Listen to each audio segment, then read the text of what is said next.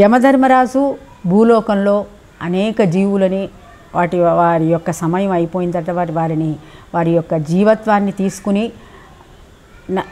తన అధీనలో తన విధి నిర్వహణ కోసమని ఆయన 3 రోజులు ఈ నరకలోకానికి రాలేకపోతాడు. సరే, ఈ బాలకుడు 3 రోజులు నిద్రాహారం లేక, ఎందుకంటే ఈ బాలకుడిని లోపలికి భటులు తీసుకోలేదు. ఎందుకంటే ఇతను నరకంలోకి ఎట్లా తీసుకెళ్ళాలి, ఇంత మంచి మంచి వ్యక్తిత్వం గల ఈ బాలుడిని లోపలికి తీసుకోవడానికి వీల్లేదు కదా. అందుకని ఆ పిల్లవాడు అక్కడే బయట నిలబడి ఉన్నాడు. నిద్ర లేదు, ఆహారం లేదు, అత్యంత శ్రమని ఓర్చుకుంటూ ఆ పిల్లవాడు అక్కడ నరకద్వారం దగ్గర పడి ఉన్నాడు.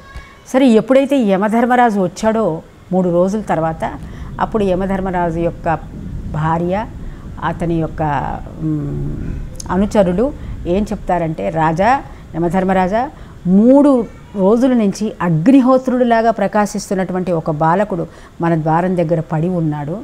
అతనిని మేము లోపలికి తీసుకోవటానికి భయపడ్డాము.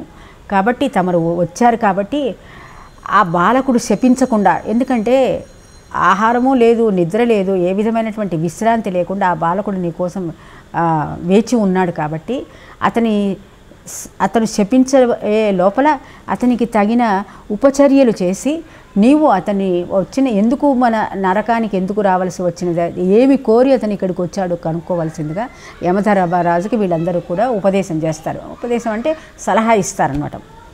సలహా ఇచ్చేటప్పటికి అప్పుడు యమధర్మరాజు ఏం చేస్తాడంటే, సరే అలాగే ఆ బాలకుడికి అతనికి క్షమాపణ కోరి, అయ్యా, నేను నా యొక్క కర్తవ్య నిర్వహణ కోసం 3 రోజులు నేను భూలోకానికి వెళ్ళటం జరిగింది. తమరు ఇక్కడ ఏ ఉద్దేశంతో ఇక్కడికి వచ్చి ఉన్నారో నాకు తెలియటలేదు. ముందర మీరు విశ్రాంతి పొందండి అని చెప్పి ఆ బాలకుడికి నీరు ఇచ్చి ముఖం కడుక్కోవటానికి, కాళ్ళు కడుక్కోవటానికి నీరు ఇచ్చి తగినటువంటి ఉపచర్యలని చేసి ఆ బాలుడిని శాంతపరుస్తాడు. శాంతపరిచి ఏం చేస్తాడంటే, నా వల్ల ఒక అతిథిని వెంటనే నేను మర్యాదపూర్వకంగా లోపలికి తీసుకోలేకపోయాను కాబట్టి నా వల్ల కొంత అపరాధం జరిగింది. ఆ దోష నివృత్తి కోసమని నేను నీకు 3 వరాలు ఇస్తాను, కోరుకోమని చెప్పి అడగటం జరిగింది. 3 వరాలు ఇస్తాను, ఆ 3 వరాలు నువ్వు కోరుకోవచ్చు. ఎందుకంటే నువ్వు 3 రాత్రులు నిరాహారంగా నా కోసం ఒక అతిథివై ఉండి నీవు ఇక్కడ వేచి ఉన్నావు కాబట్టి 3 నీకు వరాలు ఇస్తానని చెప్తాడు. సరే, యమధర్మరాజు చేసినటువంటి పరిచర్యలకి శాంతపడి బాలకుడు ఏం చేస్తాడంటే, ముఖ్యంగా అతని యమలోకానికి దేనికోసం వచ్చాడు, ఈ తండ్రి యొక్క యజ్ఞము సఫలం కావాలని, తండ్రి చేసినటువంటి యాగ ఫలితం తండ్రికి పూర్తిగా దక్కాలని.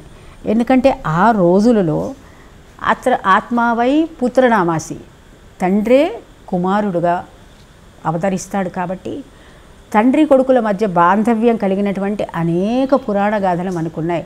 తండ్రి మాట జవదాటేవాళ్ళు కాదు కుమారులు, తండ్రి మాట జవదాటకుండా ఇప్పటికీ మనం చాలామందిని చూస్తూ ఉంటాం. తండ్రి ఏం చెప్తే అది చేసేటటువంటి కుమారులు.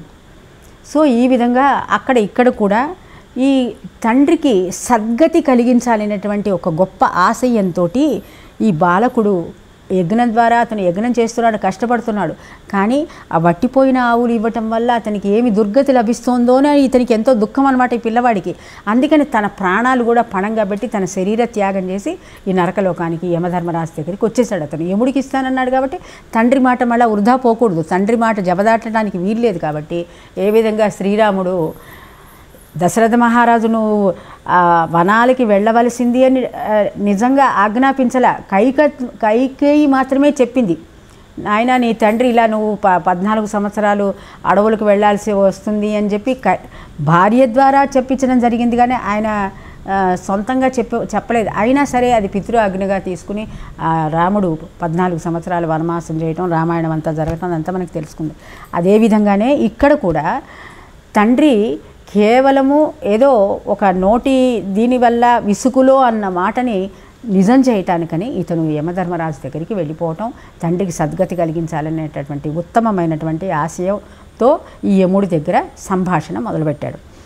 యముడి దగ్గర సంభాషణ మొదలుపెట్టినప్పుడు అప్పుడు యముడు 3 వరాలు కోరుకోమన్నాడు. కాబట్టి అప్పుడు ఈ బాలకుడు ఏం చేస్తాడంటే, నా తండ్రి మొట్టమొదటి వరంగా ఏం అడుగుతాడంటే, నా తండ్రి నేను తిరిగి మళ్ళా భూలోకానికి వెళ్ళినప్పుడు నా మీద ఏ విధంగా ఆగ్రహం చెందకుండా నన్ను తన అంతకుముందు ఏ విధంగా ప్రేమతో లాలించి బుజ్జగించి ఎలా నన్ను చూసుకున్నాడో అలాగే ఇప్పుడు కూడా చూసుకోవాలి అని చెప్పి కోరుకుంటాడు.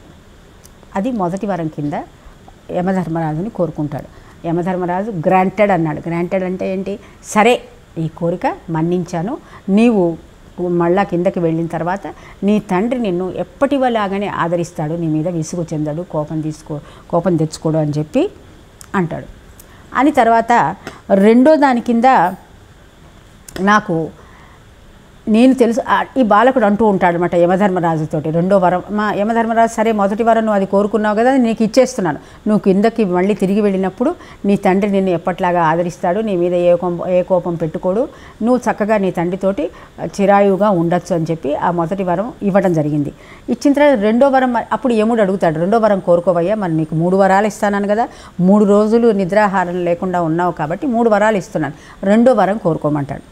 రెండో వరం కోరుకోమంటే అప్పుడు తండ్రిని ఈయన ఏమంటాడంటే, యమధర్మరాజుతో ఏమంటాడంటే, అయ్యా నాకు చాలా సంతోషం, నేను వెనక్కి వెళ్ళిన తర్వాత నా తండ్రి నన్ను ఆదరిస్తాడని అంటున్నాడు, కానీ నేను ఒక విషయం విన్నాను. ఏమిటి అంటే, స్వర్గం అనే ఒక లోకం ఉంటుందిట, ఆ లోకంలో జరా మరణాలు ఉండవట. జర అంటే వృద్ధాప్యము, మరణము అనేది ఉండదట, ఆకలి దప్పిక ఉండదట, ఎప్పుడూ సుఖము శాంతి చక్కటి మంచి ఆహ్లాదకరమైన వాతావరణంతో అక్కడ ఉన్న వాళ్ళందరూ కూడా ఆ స్వర్గాది లోకంలో ఉన్నటువంటి లోకవాసులందరూ కూడా ఎంతో తృప్తితో జీవనం గడుపుతారని నేను స్వర్గం అనే ఒక లోకం ఉన్నదని, అందులో ఉన్నటువంటి జీవులందరూ కూడా ఒక సుఖమైనటువంటి శాంతిమైనటువంటి జీవనం గడుపుతారని నేను విన్నాను.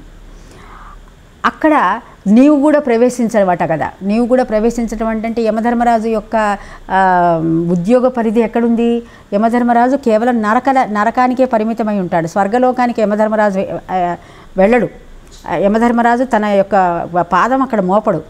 యముడు అనగానే మన నరకలోకమే గుర్తుకొస్తుంది. అంటే మనం చేసినటువంటి పాపాలకి శిక్షలు విధించేటటువంటి వాడు ఈ యమధర్మరాజు. కాబట్టి అయ్యా, ఇటువంటి స్వర్గం అనేది ఒకటి ఉందట, ఆ స్వర్గంలో ఉండేటటువంటి జీవులందరూ ఎంత సుఖ సంతోషాలతో ఉంటారని, తర్వాత నీవు కూడా అక్కడికి వెళ్ళవని, అక్కడ వారికి ఆకలి దప్పి మరణము వృద్ధాప్యము మొదలైనటువంటి బాధలేవి ఉండవని నేను విన్నాను. కాబట్టి అది ఆ స్వర్గాది లోకాలకి మానవులు వెళ్ళటానికి ఎటువంటి యజ్ఞం చెయ్యాలి, ఎటువంటి యజ్ఞం చేస్తే ఆ స్వర్గాది లోకాలకి మేము వెళ్ళగలుగుతాం అని చెప్పి ఆ విషయం అది రెండో వరంగా కోరుకుంటాడు. అప్పుడు యమధర్మరాజు ఏం చేస్తాడంటే, సరే, యమధర్మరాజు ఏమంటాడంటే, ఈ రెండో వరం కూడా నేను నీకు